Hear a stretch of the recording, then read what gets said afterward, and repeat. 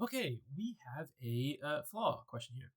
We can tell from the question stem because it's asking about a flaw committed in the argument here. And as always, I'm going to recommend giving this a shot, reading the question stem first before we jump to the stimulus. And that's because it may save us some time and energy, both hot commodities on the LSAT. We may be, in this case, it's a flaw question, we may be reading the stimulus here and in the back of our mind knowing it's a flaw, and we may see a flaw, and that'd be great. Then we can go hunting for it, we can go searching for it in the answer choices, save ourselves some time and energy while it's fresh in our head. And if that doesn't work for you, if you prefer to read the stimulus first and then go to the question stem, that's completely okay. Okay, the stimulus now. Only a very small percentage of people from the service professions ever become board members of the 600 largest North American corporations. Okay, this shows that, okay, sounds like the conclusion here. This shows that what? People from the service professions are underrepresented in the most important corporate boardrooms in North America. Okay, one more tip before we actually analyze the stimulus and see if we can point out a flaw or two here. And I do think I see two, one much larger than the other. I'm going to recommend that you highlight the conclusion. It's a great way to stay anchored to the stimulus, staying anchored to the most important part of the argument. We're talking about representation here. That's really all I want you to do, if you can, with the highlighter tools. They're a little bit hard to use. They take a little bit of getting used to, certainly. And this is the format you'll be using. You'll be using LawHub, and so yeah, it's good to minimize that if you can. Okay, let's jump in here now. I'm gonna start with the smaller flaw that I've noticed. I'm gonna start with the smaller flaw I've noticed, and that's this here. They're talking about the largest North American corporations. Okay, and then they shift the conversation to the most important corporate boardrooms. Now, is it necessarily true that the largest, corporations are the most important? Well, no, that's not necessarily true. There's not a direct one-to-one relationship there. So that is certainly a flaw. But I'm noticing a bigger one, a more fundamental one, and this is the one I'm going to hone in on, and this is the one I'm going to go looking for, because it's a fundamental misconception here. We know it's a flaw question. So what we know is that this premise, the first sentence here, doesn't guarantee the conclusion. The second sentence here, if it did guarantee the conclusion, it wouldn't be a flaw question. So we know that a small percentage of people serving on these boards doesn't necessarily mean that they're underrepresented. We know that, but how? How do we figure that out? So I'm gonna assign some numbers here, and they're just fake numbers, but stick with me. It'll hopefully become a little bit more apparent, if it's not immediately clicking here. And I'm gonna do it two different ways. Say for instance, there's 600 seats here, 600 board seats. These highly elite corporate board seats. There's 600 of them, and there's 350 million service professionals in the United States. 99.9% of the country, all service professionals. One more fact here. The 600 board seats are all taken up. They're all filled by service professionals.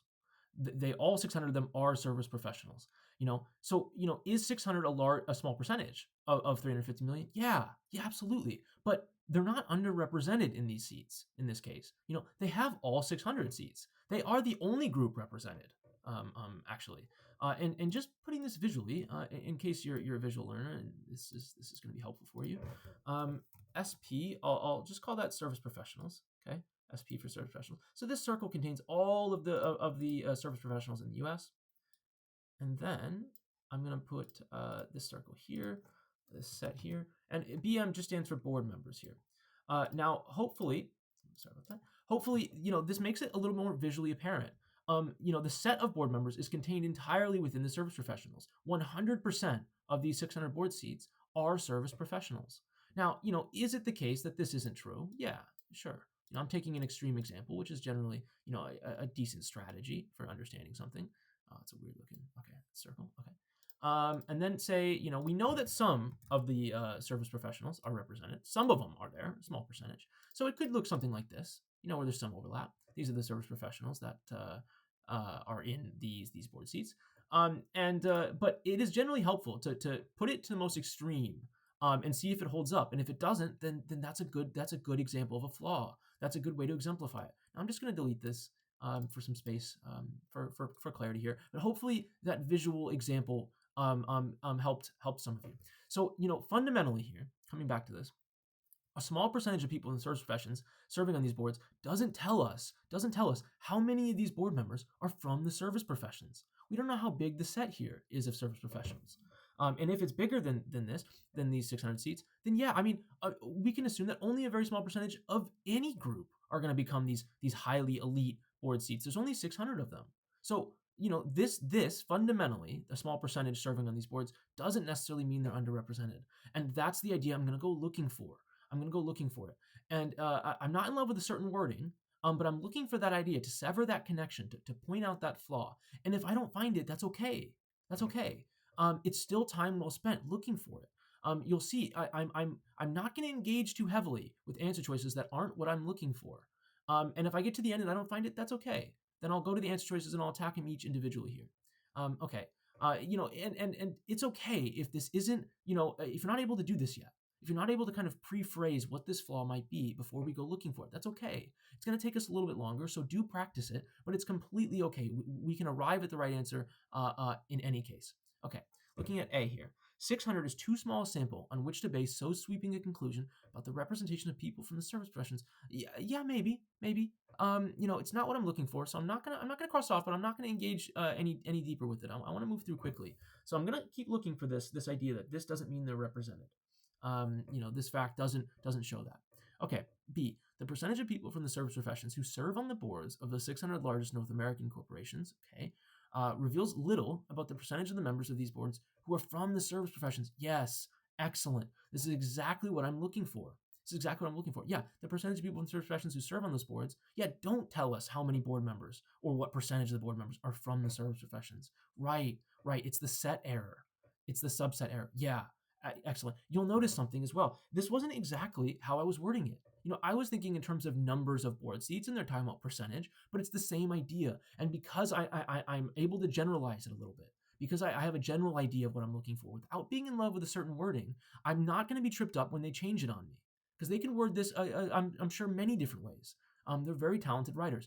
Okay, I like B. Yeah, B is a flaw. Now, that's going to help us as we go through. Now I found an answer that I like. So this is going to be the benchmark. This is going to be the new bar to clear. So if I'm going to look through and I'm open to changing my mind here, if I find a better answer choice, but it better be better than B. It better be better than B. This is the mark I'm going to compare it against. Okay, so let's see here. It's a mistake to take the 600 largest North American corporations to be typical of corporate boardrooms generally. Yeah, that would be a mistake. That would be a mistake. That would be a sample size error. Yeah, but we're not doing that. Make sure we're staying anchored to SIMI. So we're talking about representation in the largest, most important corporate boardrooms. They're not talking about, typical corporate boardrooms generally, the 600,000 corporate boardrooms in the US. They're talking about these highly elite group, 600 largest, most important. So, this doesn't pass the first test. It's not factually accurate. The argument's not doing this. So we can pretty safely rule it out. Okay, let's look at D now. It's irrelevant to smaller corporations whether the largest in North America, would agree to have significant numbers of workers from the service professions on the boards of the largest corporations. Okay, this is a great example. Of the LSAC writers being brilliant at writing answer choices that look like they're doing something. They have a lot of the right words. Corporations, numbers of workers, service professions, boards. It's got a lot of the right words, but fundamentally, it's not correct. It's not saying anything. And it's going to take us a little time to dig into it. And that's why, again, it's helpful to have an idea of what we're looking for. And this isn't it.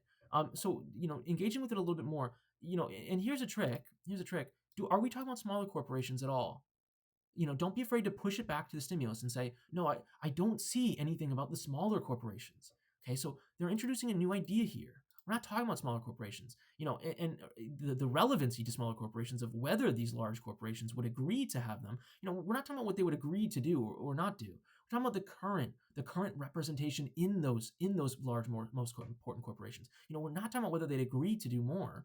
So this is just way off the mark. I mean, this is just I don't even know what this is saying really, but it's not talking about a flaw in this argument. Maybe it's a flaw in some other argument, but not this one. Okay, let's look at E now. The presence of people from the service professions on a corporate board does not necessarily imply that the corporates will be more socially responsible than has been in the past. Okay, same thing of D here. They're introducing a new idea. This would probably be a flaw. If the argument were something like, something completely different, something saying, if these large corporations were to take more service professions on the boards, then it would be more socially responsible. Yeah, I mean, that's not the argument here. We're talking about the current representation in them. Again, don't be afraid to pull out some words and ask yourself, is socially responsible even mentioned? Is social responsibility an idea even mentioned in the stimulus here? Push it back in the stimulus and you'll see no, no, social responsibility is not an idea that's mentioned here. We're talking about representation in these groups. We're not talking about, the presence of these service professionals and whether or not that implies that they'll be more socially responsible. So, this is just fundamentally changing the conversation. Don't let them change the conversation on you. Don't let them introduce this new idea of social responsibility and confuse you. Stay anchored to the stimulus here. Stay anchored to the argument. We're talking about current representation, whether or not they're represented. We're not talking about, the implications of increasing that representation on social responsibility. No, no, no. Okay, coming back to A and B now. So now we're going to have to engage a little deeper with A than we did to make sure it's not the right answer, which is okay. 600 is too small a sample on which to base so sweeping a conclusion about the representation of people from the service professions. Yeah, that would be an error if they were extrapolating this 600 largest to, I don't know, 600,000, corporations in the U.S. Yeah, that would be an error, but it's not a sample size error. You'll notice we're not talking about other corporations, a massive number. We're talking about these 600 largest, these 600 most important corporations. We're not extrapolating the 600 to a much larger number and talking generally about them. We are talking about these 600 largest, and this number doesn't really matter. I mean, say this said the 10 largest North American corporations, and they're talking about the representation in these 10 most important corporations. That's okay. That's okay. There's no inherent problem with that. If we're talking about a small number of corporations, we can still talk about the representation in those corporations. It's not a flaw until we try and extrapolate that 10 to a larger subset, a larger set, thousands of corporations. That's not what we're doing here. That would be an error. That would be a flaw, but it's not one that's being committed in this argument here. Okay, so coming back to B, I want you to get answers right for two reasons. I want you to be sure that the wrong answers, A, C, D, and E here, are all not going to be it. And I want you to like B, but it's okay. It's okay if you don't necessarily see why B is the answer. Say you're under time pressure, and you're sure it's not A, C, D, or E. You've noticed that it's not doing A, it's not doing C. D and E are irrelevant ideas. Introducing these other ideas that we're not talking about. It's okay if you don't necessarily know how B can be the right answer. Ideally, yes. I want you to, rule out these for good reasons, and I want you to like the answer you pick and know how it's correct. But it's okay if you don't. It's okay if you don't, because guess what? If it's not A, C, D, or E, it's got to be B. It's got to be B, and that's a perfectly fine way to come to the answer. Now, say for instance, you didn't know really what we were looking for.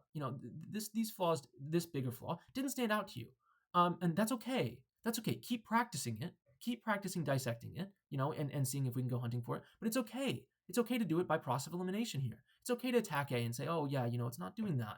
It's okay to still look at C and say it's not doing that either. To look at D and E and say, okay, these are not relevant ideas, and come to B. That's okay. It's a little bit slower, but it's okay. It's absolutely okay.